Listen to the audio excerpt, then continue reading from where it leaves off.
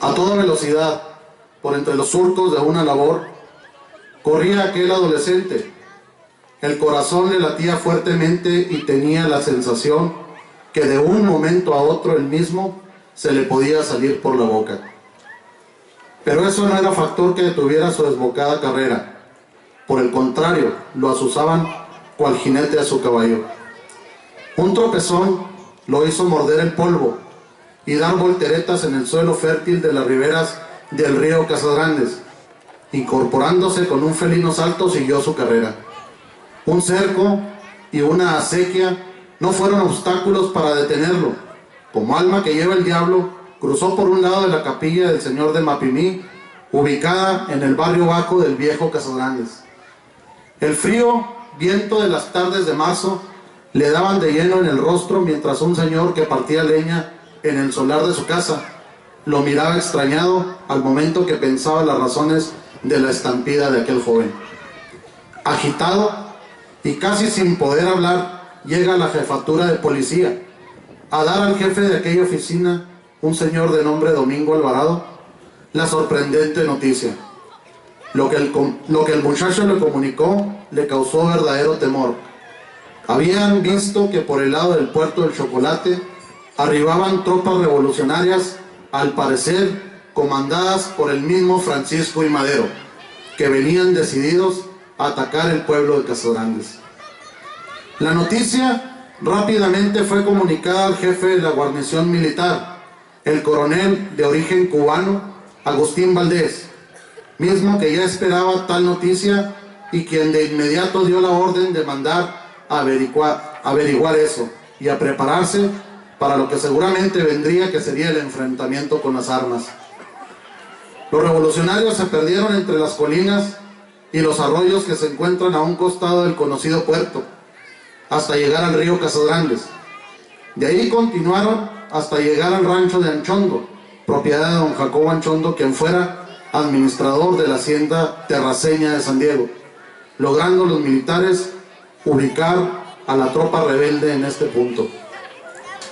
Militares de todos los rangos se encargaron de preparar la artillería, así como ubicar ametralladoras en los puntos claves del pueblo, como fuera en la azotea de la iglesia y los techos de algunas casas ubicadas al sur del poblado. El abasto de municiones, armamento, trincheras, costales con arenas fueron dispuestas para defender al pueblo del ataque de los insurrectos. Los pobladores fueron instruidos para que se protegieran del ataque y se prepararan para lo peor. Las horas pasaron y llegó la noche, y con ella creció el temor de un asalto al pueblo en medio de las penumbras. El frío de la noche y el nervio e incertidumbre no permitían a los soldados pegar los ojos, mientras en las casas las familias se reunieron y las convirtieron en centros de oración ante el inminente ataque revolucionario. La madrugada llegó y con ella los primeros disparos y cañonazos que hicieron vibrar las entrañas del pueblo que fundó el capitán Andrés López de Gracia en tiempos del virreinato.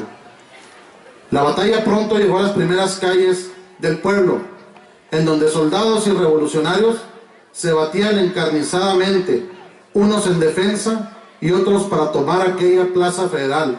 Su causa, aunque distinta, era plenamente defendida.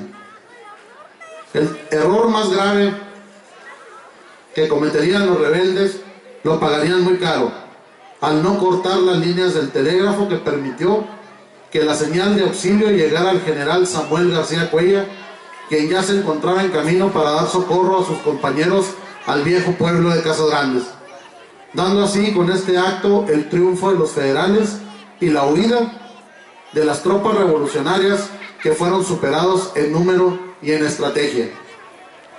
En estos hechos cayó muerto, entre otros, José Dolores Palomino, y se piensa que sus restos aún están en el lugar en donde murió. También fue hecho prisionero uno de los personajes más importantes del maderismo, el ingeniero Eduardo Jay, y estuvo preso en lo que hoy es la cárcel municipal, para después ser indultado por considerársele un hombre de gran valía.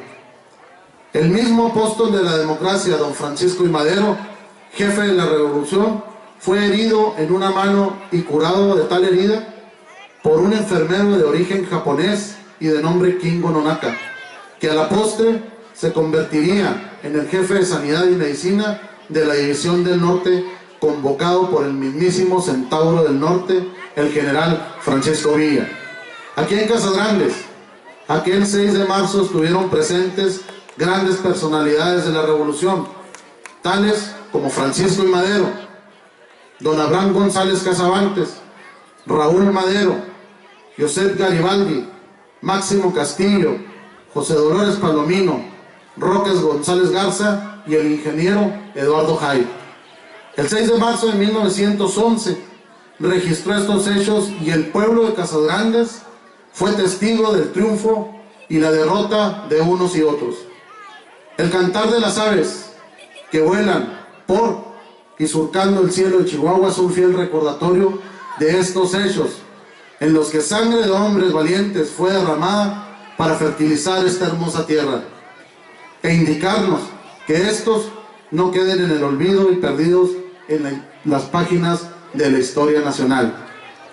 Que los hijos de esta tierra, o sea ustedes niños, no permitan que aquella gesta histórica se pierda en los polvos del olvido. ¡Viva Casas Grandes! ¡Viva Chihuahua! ¡Y viva México! Muchas gracias.